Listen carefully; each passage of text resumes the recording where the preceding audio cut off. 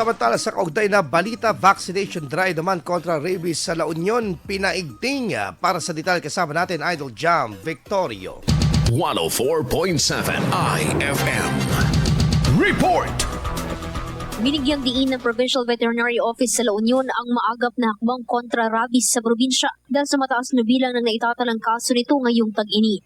Ayon sa tanggapan, isang dahilan ng naitatalang mataas na dog bite incidents sa mga bayan na tinutugunan ng mga ospital sa pamamagitan ng pagbabakuna.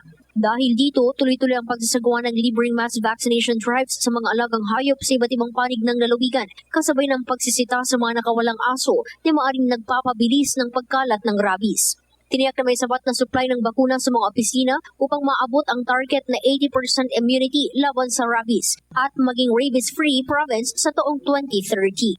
Kasama mo mula dito sa IFM Digupan, ito si Idol Jam Victorio, Tatak IFM. IFM News. IFM News. IFM News.